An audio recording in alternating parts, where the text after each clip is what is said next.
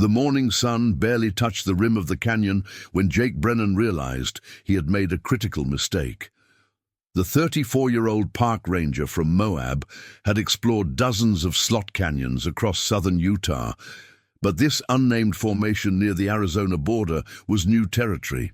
He'd parked his truck at a remote trailhead off Highway 89, planning a solo reconnaissance hike through what appeared on his GPS as a narrow tributary feeding into Buckskin Gulch. The entrance looked manageable, a 4-foot-wide gap between towering sandstone walls that glowed amber in the early light. Jake squeezed through, his backpack scraping against the rough stone, and descended deeper into the Earth's ancient corridors. 3 hours into his exploration, Jake encountered a section where the canyon floor dropped away without warning.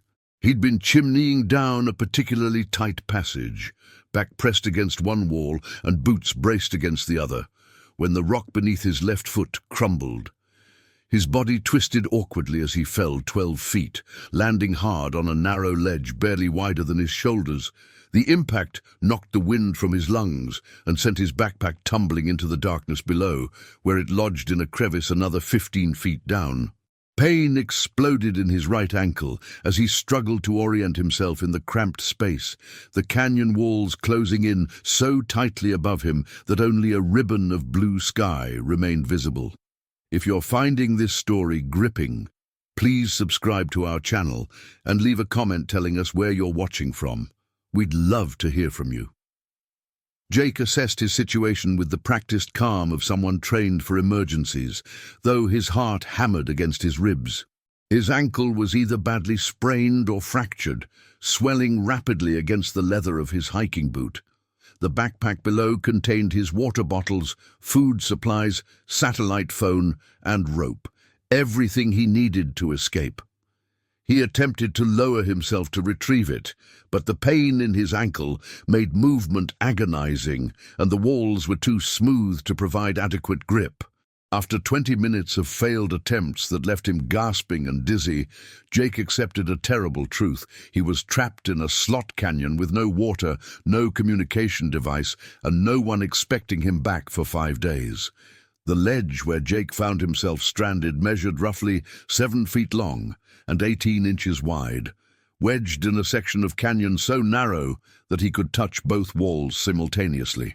Below him, the passage continued downward into shadow. Above, the walls leaned inward, creating an overhang that would make any climbing attempt impossible without equipment. The temperature at midday climbed past 90 degrees, but Jake's position remained in perpetual shade. The canyon walls rose 300 feet on either side, blocking direct sunlight except for a brief period around noon, when a shaft of light penetrated the gap above. During that first afternoon, as shock gave way to rational assessment, Jake took inventory of what remained with him. His clothing, a pocket knife clipped to his belt, a small Bic lighter in his pants pocket, and a partially empty water bottle that had been in his jacket. Perhaps 8 ounces of liquid. By the second day, Jake understood that survival depended entirely on water. The desert air was merciless, wicking moisture from his body, even in the shade. His 8 ounces wouldn't last beyond tomorrow morning if he rationed carefully. He recalled survival training from his ranger certification years ago, specifically a technique for collecting condensation that military pilots were taught for desert emergencies. The problem was that the method required plastic sheeting, vegetation, and the ability to dig a hole, none of which applied to his current predicament. But the principle stayed with him. Moisture existed in the air, especially in the cool hours before dawn, when temperature differentials created condensation. If he could create surfaces where water vapor would collect and condense, he might extend his survival beyond a few days. Jake's mind worked through the physics methodically. The sandstone walls around him held residual moisture from winter precipitation that slowly seeped through the porous rock. In the early morning hours, when air temperature dropped into the 50s, that differential between the slightly warmer rock and the cold air should produce condensation, tiny beads of water forming on stone surfaces. He needed to maximize collection area and create a trap mechanism. Using his pocket knife, Jake carefully cut the fabric lining from his jacket, creating two rectangular pieces roughly 12 by 18 inches. He wedged small stones into cracks in the canyon wall at angles above his ledge, creating shallow depressions where the fabric could sit tilted downward. Then he positioned his empty water bottle at the lowest point beneath each piece of fabric, hoping that any moisture collecting on the cloth would drip into the containers. The first morning, his improvised condensation traps yielded disappointment, perhaps a tablespoon of water combined. But Jake noticed that certain areas of the rock face showed more moisture than others, particularly where the stone changed color to a darker shade, indicating higher mineral content or underground seepage. Over the following days, he refined his system obsessively. He discovered that his cotton t-shirt, when dampened with his own urine and stretched across the rock face in a specific configuration, attracted more condensation than dry fabric. The ammonia smell was unpleasant, but chemical properties of urine on fabric seemed to enhance the collection rate. He created a third collection point using one leg of his cargo pants, which he'd cut off and fashioned into a cone shape that funneled toward his bottle. By day 6, his system produced roughly 3 to 4 ounces of water each morning, barely enough to maintain consciousness, but enough to keep him alive. Dehydration created its own special torture. Jake's tongue swelled in his mouth, his lips cracked and bled, and his thoughts became sluggish, requiring immense effort to maintain focus. The psychological battle was worse than the physical discomfort. No one would search for him for days, and even when they did, what were the chances they'd find this specific canyon? He hadn't told anyone his exact destination, only that he was exploring remote slot formations south of Highway 89, an area encompassing hundreds of square miles. During the long afternoons, when heat radiated through the canyon and his water was gone until the next morning's collection, Jake fought against despair by creating routines. He counted the striations in the rock face, layers of sediment representing millions of years. He recited poetry his mother had taught him as a child. He mentally composed letters to his sister Rachel in Denver, telling her things he'd never said aloud. Around day 9, Jake noticed his collection rate had decreased.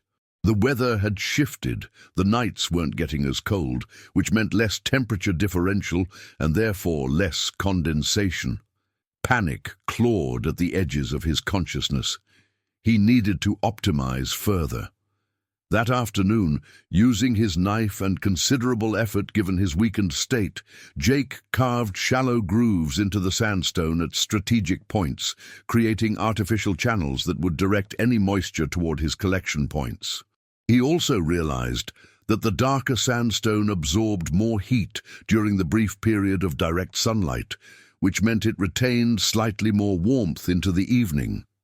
When that warm rock met cold night air, condensation formed more readily.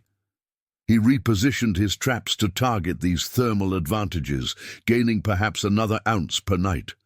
But water alone couldn't sustain him indefinitely. By the second week, hunger had transformed from discomfort to a constant gnawing presence that invaded his dreams. Jake's body began consuming itself, muscle tissue breaking down to provide energy.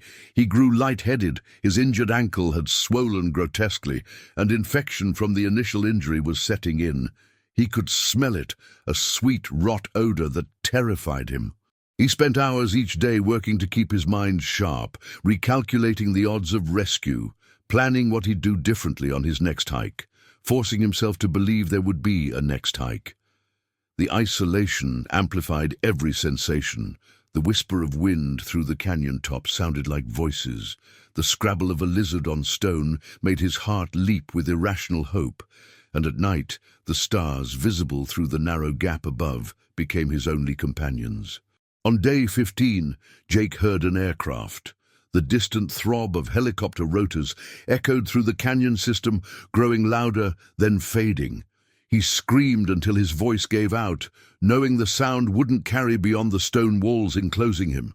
The helicopter never appeared overhead. Likely it was searching adjacent canyons, miles away.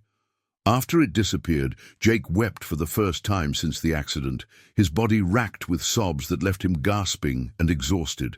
That night, he seriously considered the alternatives to slow death. His knife offered a quicker exit. He held the blade against his wrist for nearly an hour, testing the pressure required, thinking about his sister finding out, his colleagues discovering his remains months or years from now. But something stubborn in his nature refused to surrender. His mother had survived cancer twice through sheer determination. He came from persistent stock. Jake put the knife away and went back to adjusting his condensation traps. The third week brought new challenges. Jake's cognitive function had deteriorated noticeably. He caught himself forgetting what day it was, losing track of whether he'd already checked his water collection that morning, experiencing brief hallucinations where his backpack wasn't wedged below him, but somehow within reach. His body had entered advanced starvation mode, his metabolism slowing to conserve what little energy remained. The infection in his ankle had spread, red streaks climbing his calf, and he developed a fever that left him alternating between chills and sweats. During the fever dreams, Jake held long conversations with people who weren't there, his late father giving advice about wilderness survival, his college girlfriend apologizing for breaking his heart, his training instructor discussing the finer points of canyon rescue protocols. But even in his diminished state, Jake maintained his survival routine with mechanical precision. Each morning before dawn, he checked his condensation traps, carefully transferring every precious drop to his water bottle. He'd learned to let the liquid sit for an hour, allowing any sediment to settle before drinking. The water tasted of stone and minerals, and sometimes faintly of his own urine-soaked fabric. But it was life. He rationed it obsessively, one small sip every 2 hours during daylight, nothing at night to let his kidneys rest. He'd stopped urinating days ago. His body simply had no excess fluid to expel.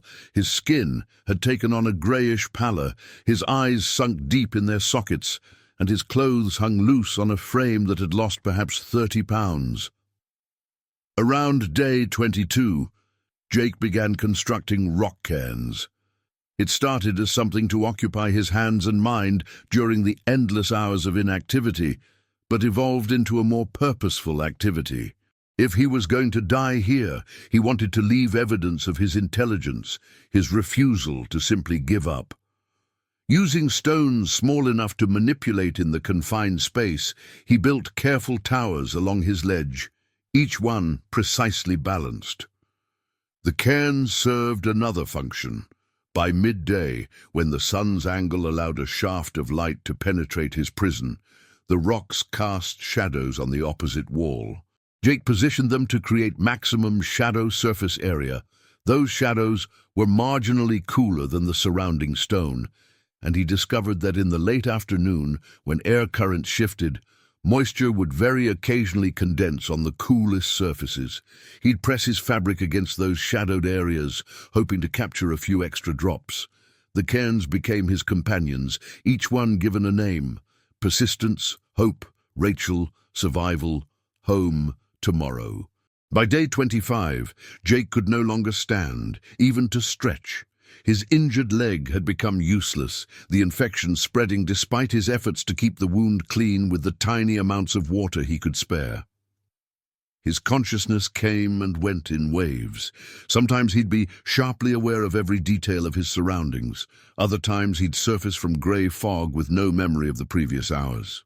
He knew death was approaching, could feel it in the way his heartbeat had become irregular, the way his thoughts took longer to form, the way cold seemed to emanate from inside his body rather than the surrounding air.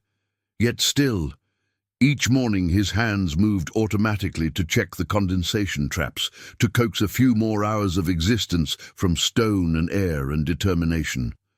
On what Jake would later learn was day 27, he heard voices. Real voices, not the fever-dream conversations that had plagued him for weeks.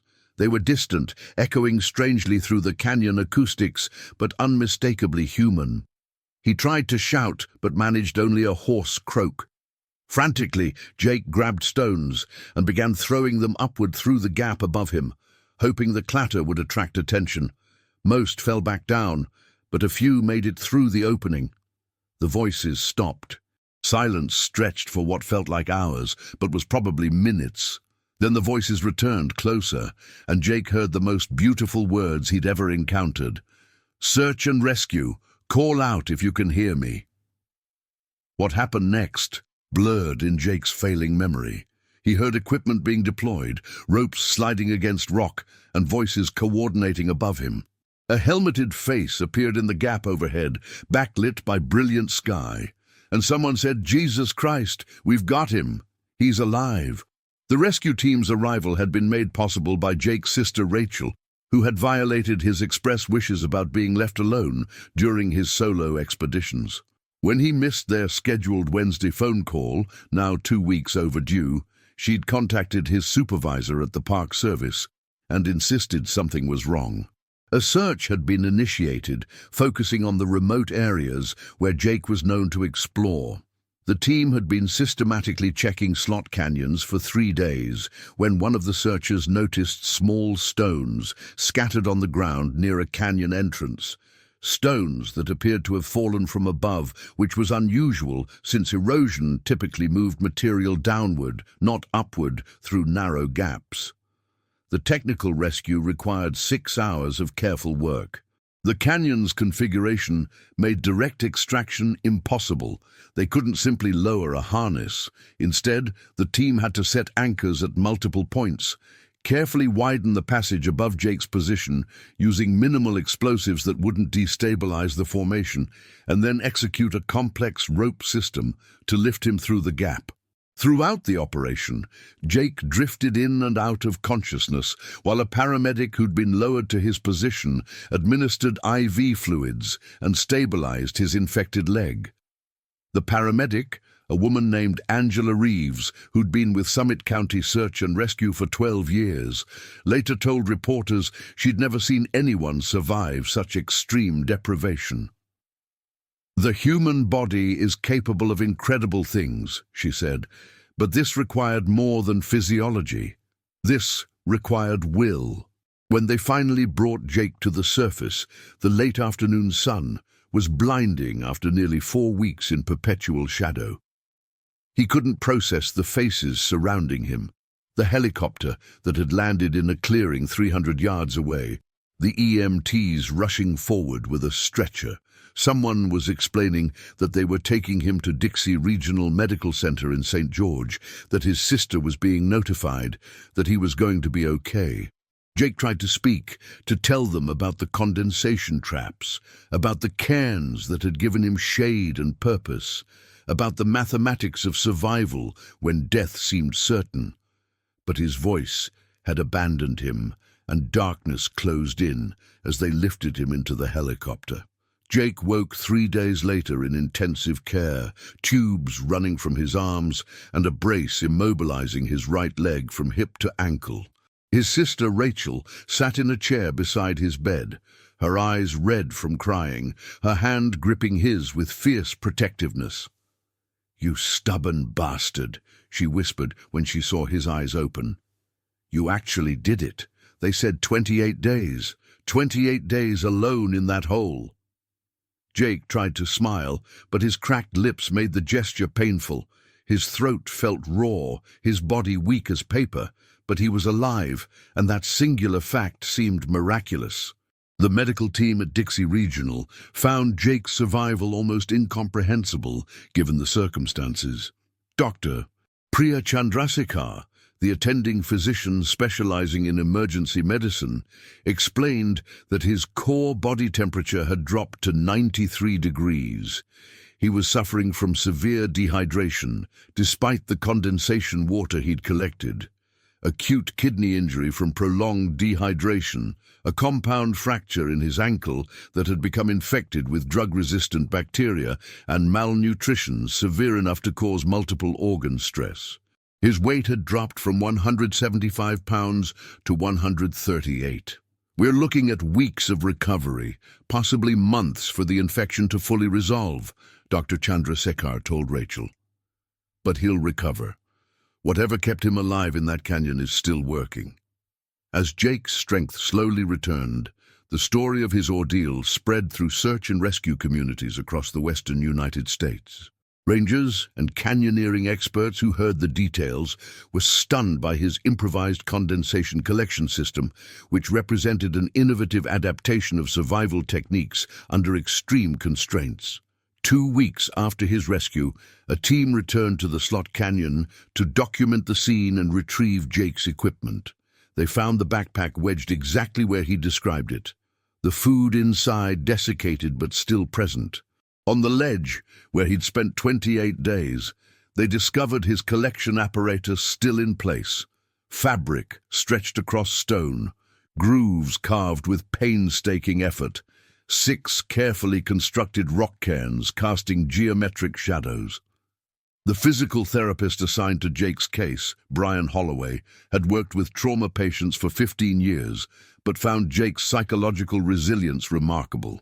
Most people in isolation that extreme experience lasting trauma, Brian explained during one of their sessions as Jake relearned to walk with a reconstructed ankle. But he seems to have processed it differently. He doesn't see it as something that happened to him, but rather as something he actively solved. Jake nodded, gripping the parallel bars as he took another painful step. The truth was more complex. He did have nightmares, where the walls closed in forever, where his water collection failed and his tongue swelled until he couldn't breathe. But he also felt a strange gratitude for what the experience had taught him about human capacity and the mathematics of hope. 3 months after the rescue, Jake attended a regional search and rescue conference in Flagstaff, Arizona, where he'd been invited to present his experience to professionals who might encounter similar situations. Standing at the podium on crutches, his ankle still healing, he walked the audience through his survival methodology with the precision of a scientific paper. He explained the physics of condensation collection, the importance of thermal differential, the way shadow management increased moisture yield. He showed photographs of the cairns, the carved channels, the fabric positioning. When he finished, the room erupted in applause, but Jake deflected the praise. "I didn't do anything heroic," he said quietly.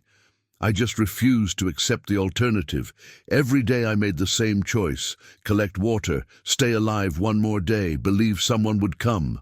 The ranger station where Jake had worked before the accident welcomed him back 6 months after his rescue, though his duties were modified during his continued recovery. His first day back, his supervisor Tom Whitfield pulled him aside and admitted he'd opposed Rachel's push to organize the search, believing Jake would have left better coordinates if he wanted to be found quickly. "Your sister saved your life by ignoring what I told her," Tom said, his voice thick with emotion. "And you saved your own life by being smarter than the canyon. That's going to be your legacy here, the guy who beat a slot canyon with fabric and stones and sheer determination." Rachel visited Jake in Moab a year after the rescue, and he took her to see the canyon entrance, though he had no desire to descend into it again. They stood at the edge, where sandstone fell away into shadow, and Jake pointed out the configuration that had trapped him. "Do you still love this?" Rachel asked, gesturing at the vast landscape of stone and sky surrounding them. Jake considered the question carefully. "I love it differently now," he said finally. "Before, I loved it for the adventure, the exploration, the challenge. Now, I love it for teaching me exactly how much a person can endure when endurance is the only option. That canyon was trying to kill me, and I'm grateful for that clarity. Most people never know what they're truly capable of." The story of Jake Brennan's 28-day ordeal became something of a legend in wilderness survival circles, studied by search and rescue teams and survival instructors for the innovative techniques he'd employed. The condensation collection method he developed under extreme constraint was added to advanced survival curriculum, though instructors noted that success depended heavily on specific environmental conditions: slot canyon walls, temperature differential, minimal air movement, that might not exist in other scenarios. But the technical details, while fascinating, weren't really what made Jake's story resonate with so many people.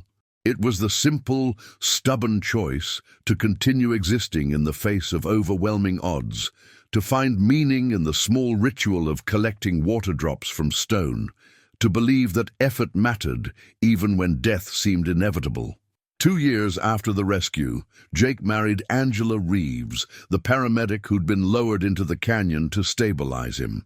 They'd kept in touch during his recovery, initially discussing technical aspects of the rescue, then gradually building a friendship that evolved into something deeper.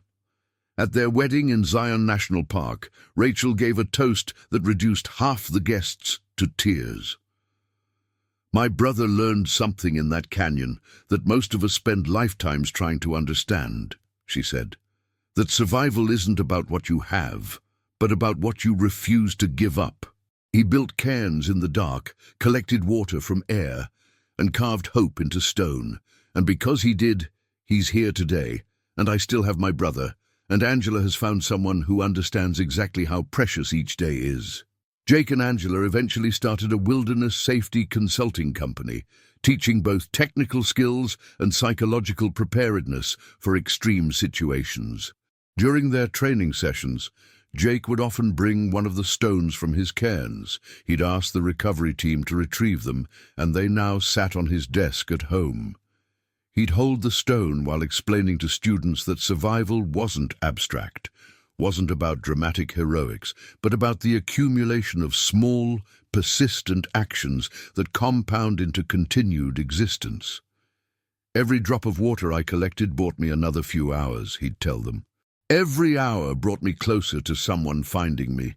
I didn't survive 28 days. I survived one day 28 times. That's the only way to approach it. One more day, one more choice, one more reason to set up the traps again before dawn."